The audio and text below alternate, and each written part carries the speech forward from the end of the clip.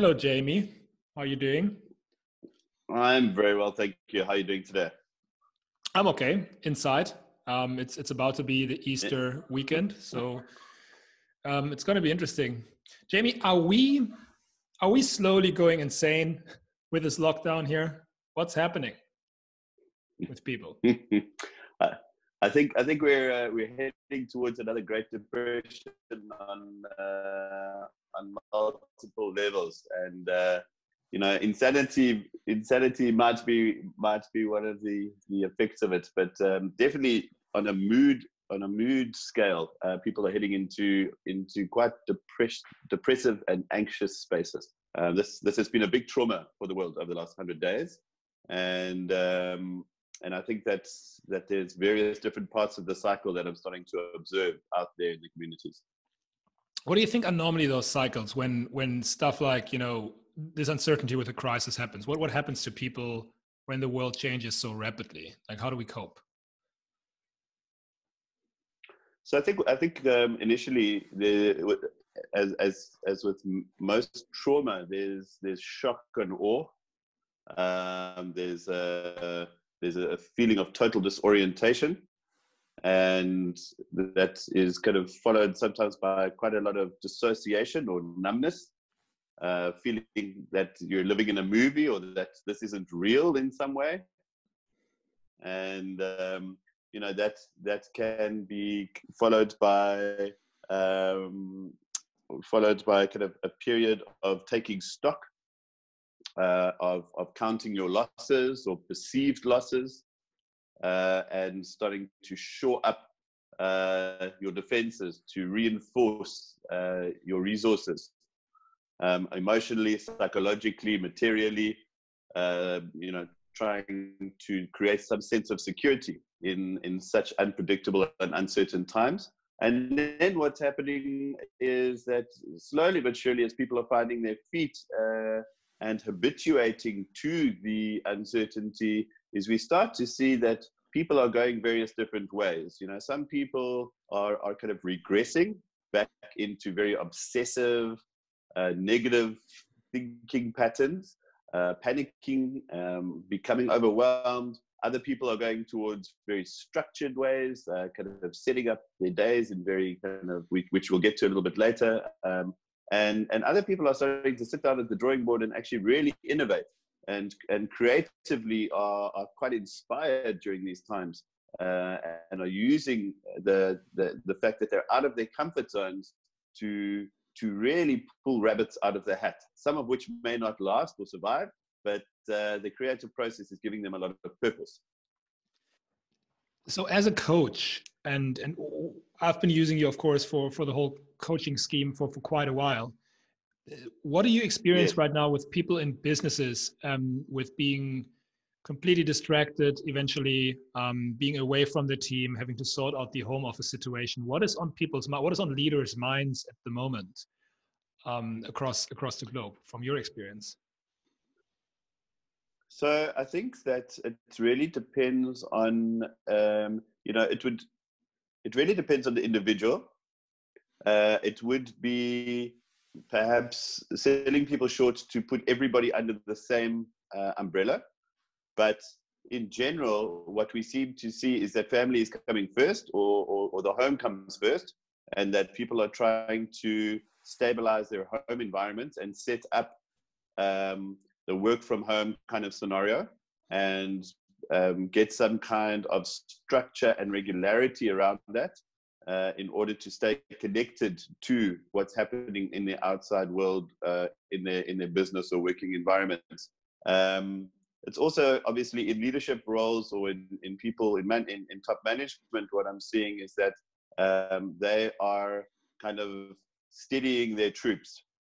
They are coming from, many of them have decided to come from a very kind of rational, compassionate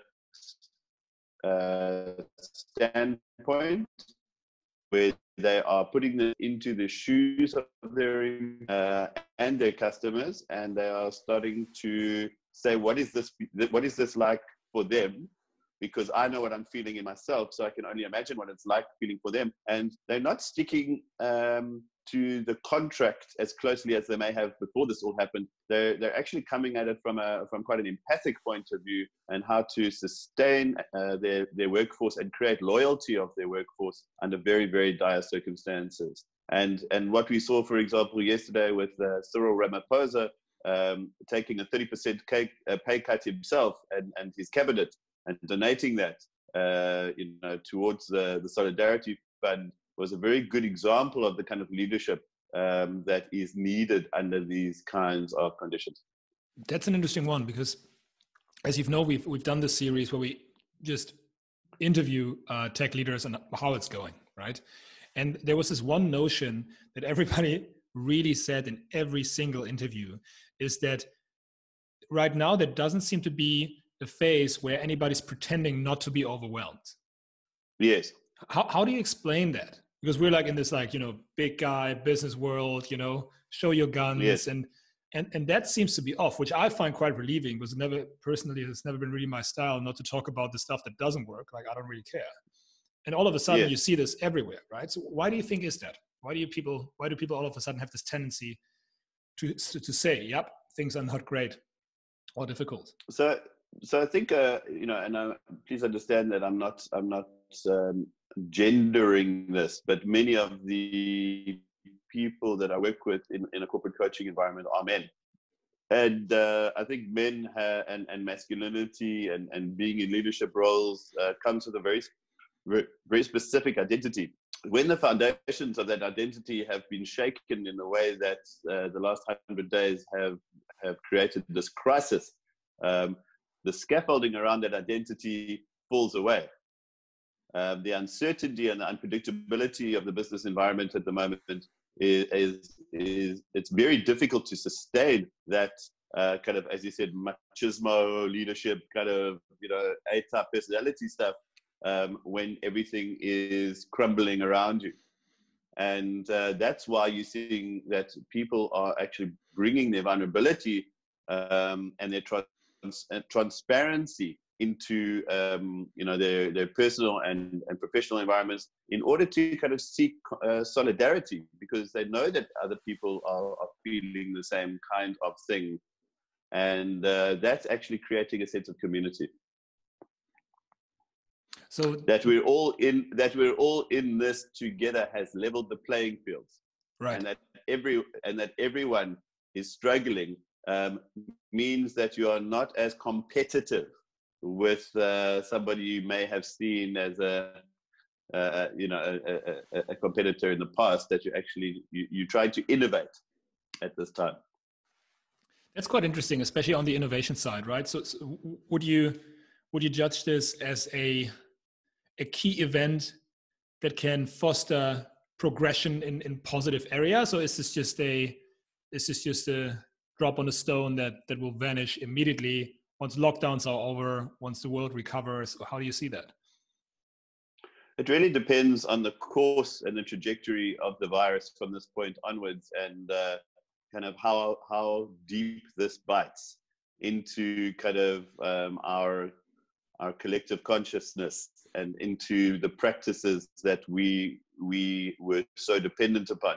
So if this were to continue rolling on for months, and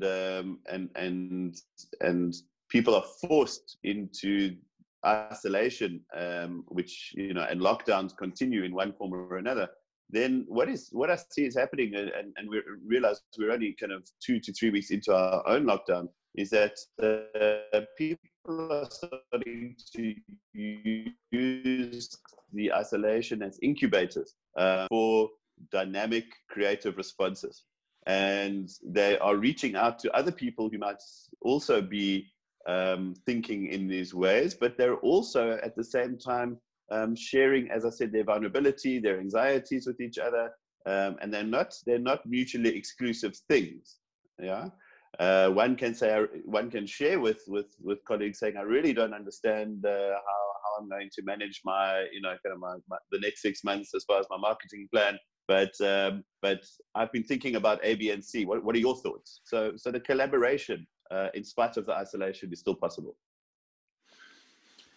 That's a very interesting point, right? Because I'm thinking constantly right now, I've been lucky. I've been in a digital generation, right? So for us, this whole home office thing is not too bad because we've been kind of brought up professionally with Zoom and tools like this.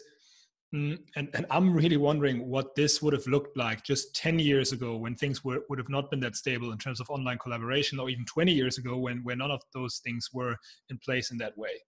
And the outreach seems to be fairly easy. Do you see this with your clients as well? Like, I'm talking way more to a different kind, like a wide spectrum of people at the moment, triggered by this, obviously. Do you see this kind of behavior, or what is happening? It really depends on one's industry and one's generation. So for example, I have medical colleagues who might be in the plastic surgery kind of field who really are at sea now. There are certain things that one can do from a virtual platform, but there are other things that are hands-on and actually impossible. And non-essential surgery, for example, at this stage has stopped in South Africa.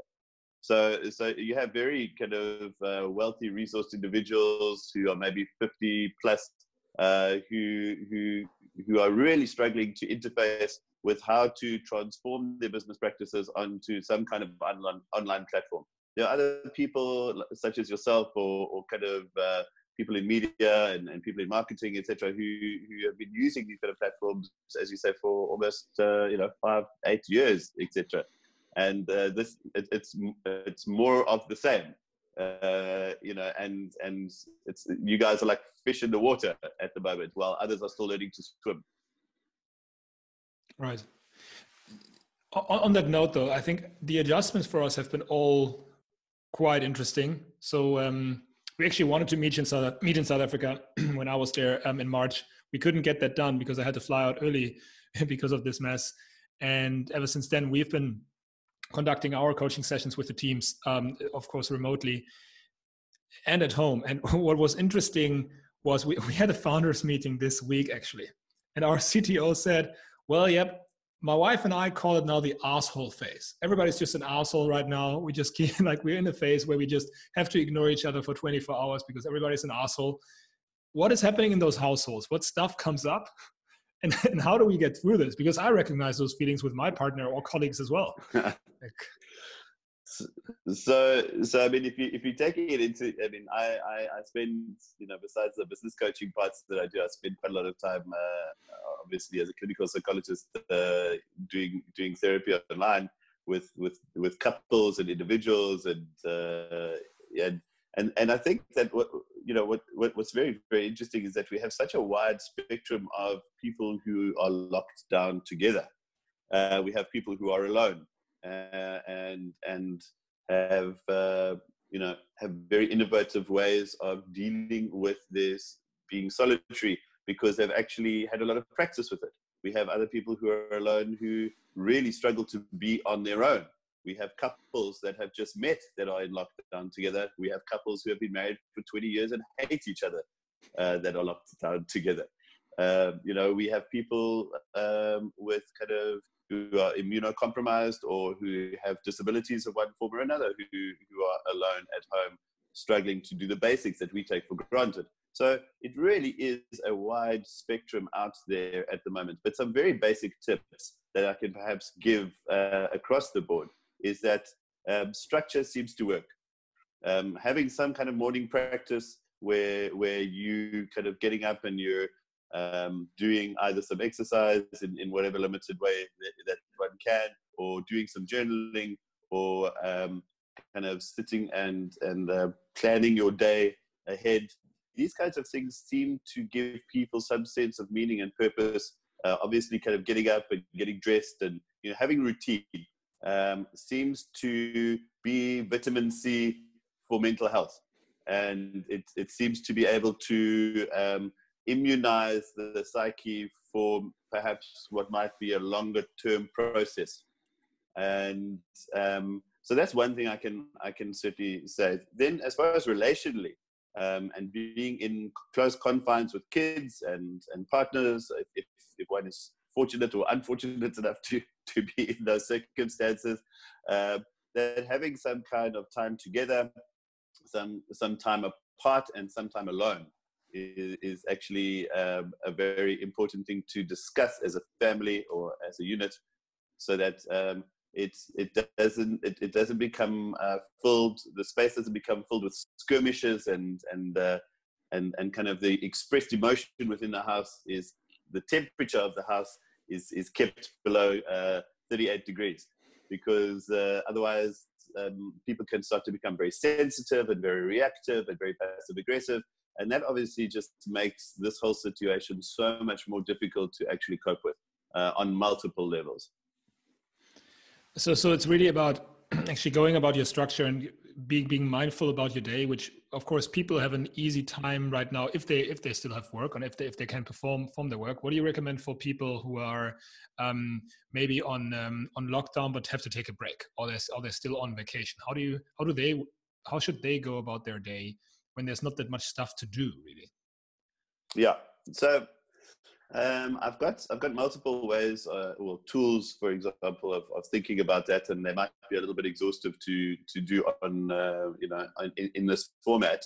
But it might be quite useful for those people to kind of do a bit of an audit of the different aspects of their life at the moment, and we include things like their sleep and their nutrition and their intellectual stimulation and their exercise and their energy and various different things, and almost to rate those things on a scale of 1 to 10 in their current state.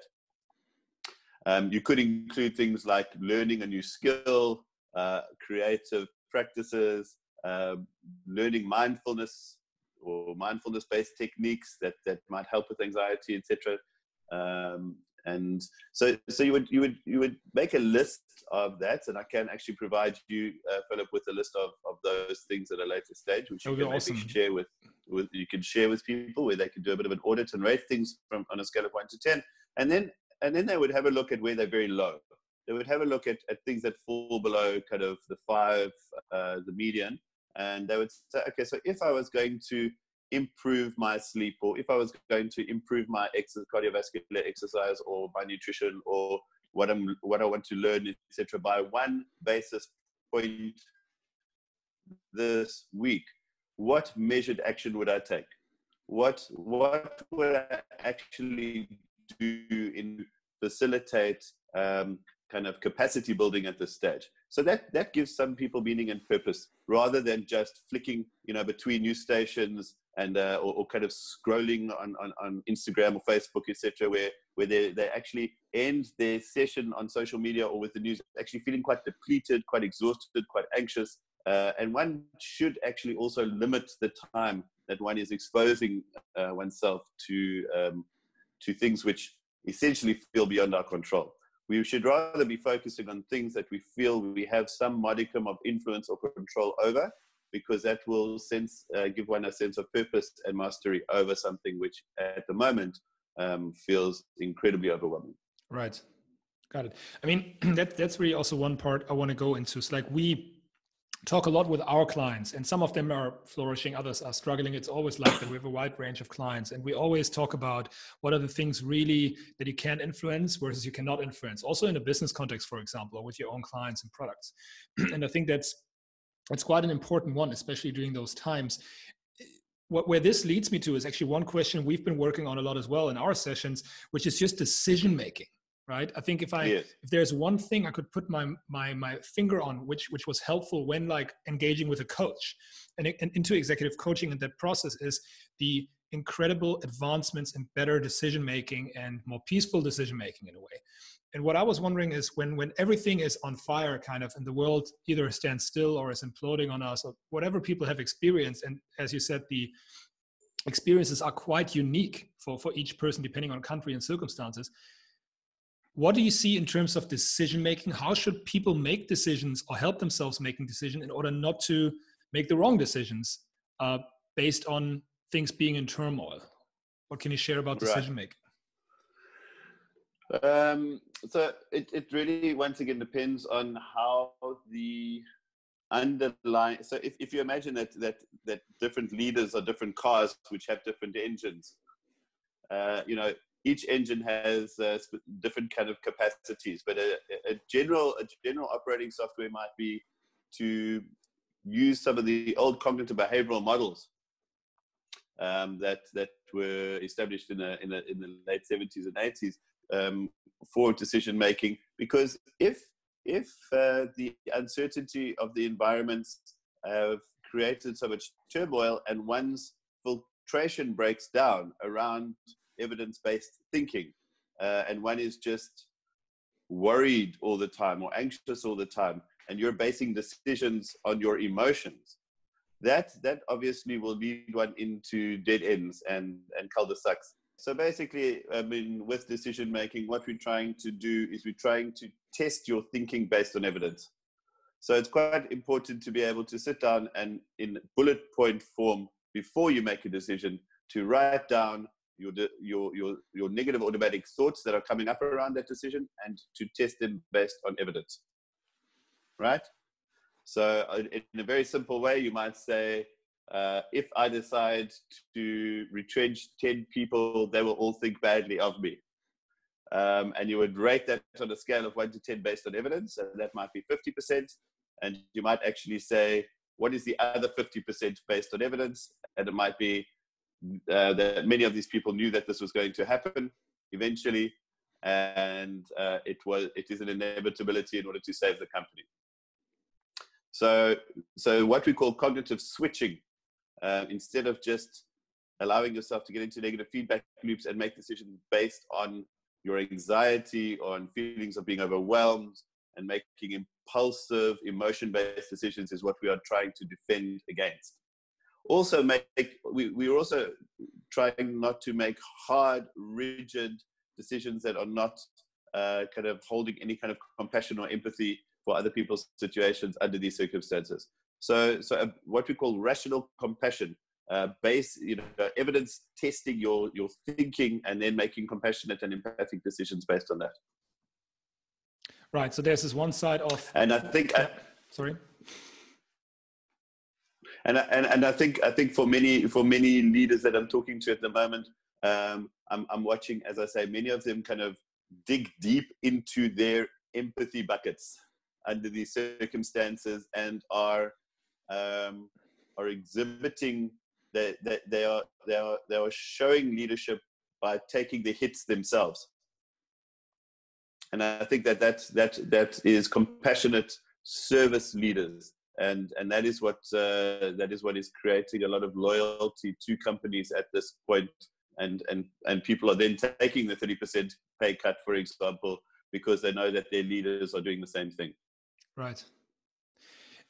On that note, I think you mentioned earlier when we were in touch via email that you see a lot of progression and innovation. You mentioned that here right now, that might be even world changing. Can you give a couple of examples on those leadership steps taken, which are not only in the humility on taking the cut themselves, but also in terms of innovation and taking new directions? Do you have examples for that?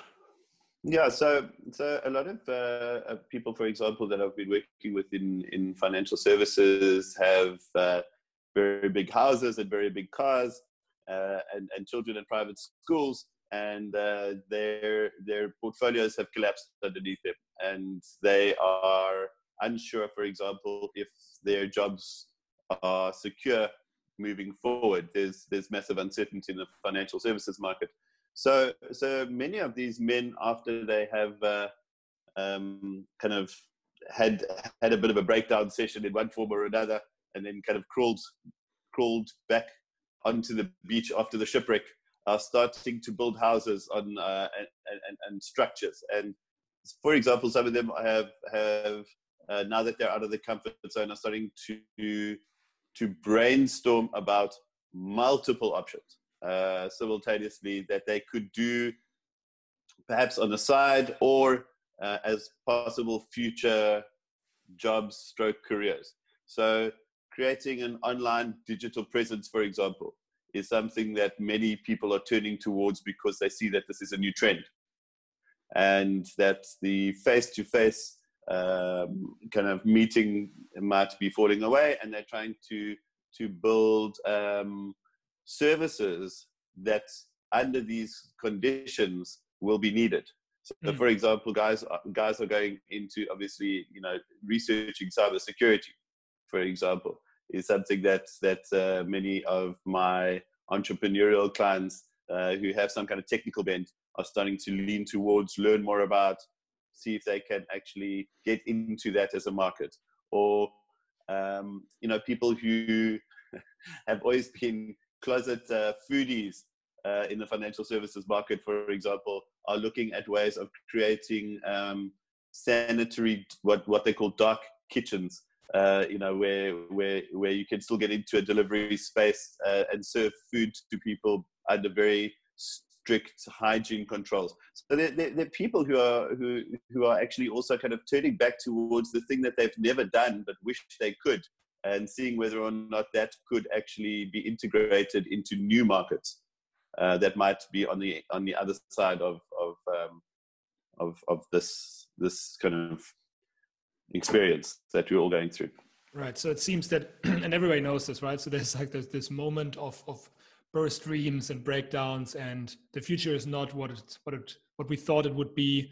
And then there's a moment of acceptance. And then the question is, once the moment of acceptance comes, what direction do we take? Is that fair to say? That's fair to say, and to really, I mean, there are multiple ways of doing that. For example, I mean, just a very simple example is something like The Artist's Way by Julia Cameron. I mean, there are many business books that can obviously, are being furiously written during this period of time. And I mean, if you look at the Harvard Business Review, if you look at the Deloitte kind of websites, you can see that people are scrambling to get information out there to help people to cope under these circumstances. Some of it is much more well researched than others, but one must also remember to bring in an element of play, which almost sounds counterintuitive at this point, but to really kind of creatively inspire oneself during this period of time, one needs to think outside of the box, think in quite lateral ways, and that can sometimes come through doing morning pages, where you just kind of free associative writing for 3 or 4 A5 pages, where you're just letting it go. You just actually just stop thinking in the box, and just as Freud would have said, just pure free association, just letting it go. And what you'll find is that, underneath the anxiety, underneath the feelings of being overwhelmed, is acceptance, and beneath the acceptance is a whole wellspring, a whole Pandora's box of things that you haven't had time to think about because you've been so busy out there. And actually, this is a wonderfully productive, incubative time for creativity. So what do you say from your perspective on the world? Is this a unique opportunity for leaders to reinvent themselves? Like, what do you think? I think I think the longer this goes on, the greater the opportunity for rebranding oneself and one's leadership focus into a way that creates loyalty and brand identity that is not so starkly individualistic, but is more community and socially based. And I think that people who are seeing the kind of corporate ethic, the move towards corporate ethics. So, for example, in South Africa, we've got a couple of big retailers who have made specific shopping hours for, people who are older and are kind of, creating a kind of social, compassionate identity. They are creating a brand loyalty through service. And it really feels that is a very big trend that community people are looking for. That people are looking to know that their struggle is being understood by retailers, by companies, by corporates, and that they can rely on the support of those people. And I think that those will be the ones that will survive well into the future. Right. So if you think about your own practice, I mean, and you've so many engagements, right? So when I'm looking at my notes here, so you're an executive coach for the past 15 years, but also a clinical psychologist. You do the wide range of, like, private circumstances and business circumstances. You work with thought leaders, CEOs in many different industries, and you also run a practice. So what do you do in those times for you? Because you're a face-to-face person. Like, that's your job, right? How do you go about it? I'm lucky in that many of my patients and clients are international. So I have this format for me feels quite natural. I have, however, been running a very busy face-to-face practice for well over a decade.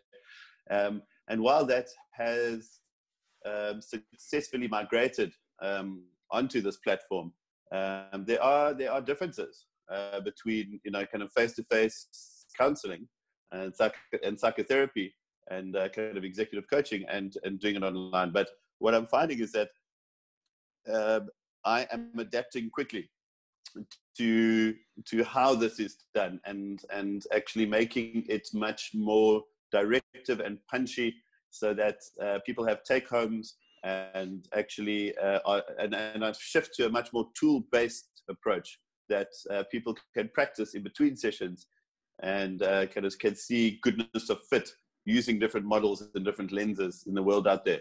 So while the translation onto these kinds of platforms might have been a little bit anxiety provoking initially, I'm finding that actually it's incredibly effective. Right. Yeah, and even something which is so treasured amongst psychotherapists, the container, the room, you can imagine Freud's study. One could imagine that could collapse under these circumstances, but in fact, I've got a waiting list. So this is working. Right. I mean, we've been working remotely for now almost a year, I think. Right. So yes, I of course can say as a client that I still get the value from it, even though it's always nice also to see you in person, of course. So sure, but it does work. And you too. So. And when we're going into the Easter weekend right now, and even beyond, right? So in Germany, I think we're going to hear about the next progressions of the lockdown from the 18th. You just got news, I think, yesterday from Ramaphosa in South Africa about the first extension. How do we communicate at home? How do we go sanely through Easter and through the next weeks? Yes. So I think I don't know how many of your clients or the people who tune into this know around somebody like John Kabat-Zinn, who is a neuroscientist who's been working a lot with mindfulness over the last 30 to 40 years. And he's written many books and has done many podcasts and talk shows.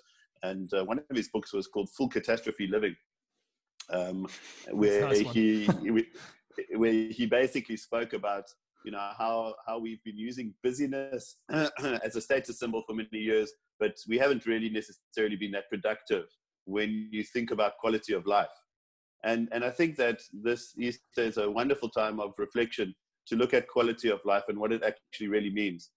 And actually, where do our families fit into that? Where do our quiet times fit into that? Where does our appreciation and gratitude for our health and for our relative privilege, where do these things fit into that?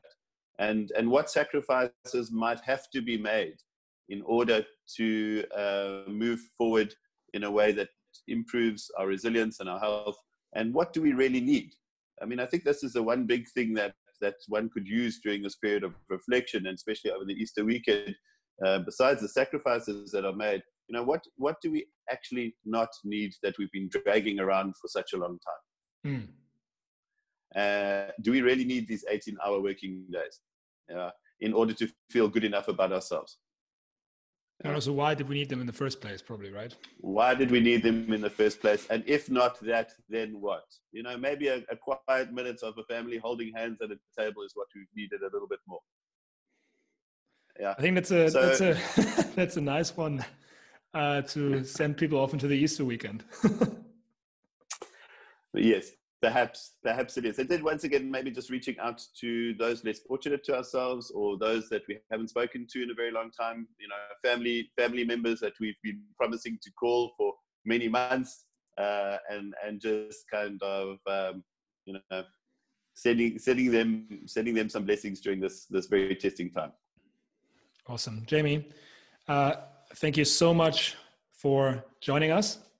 Great. Thank you so much for having me, and I wish all the people who tuned into this a blessed Easter weekend. Thanks, buddy. I'll chat to you soon. Bye-bye. Okay. Go bye-bye.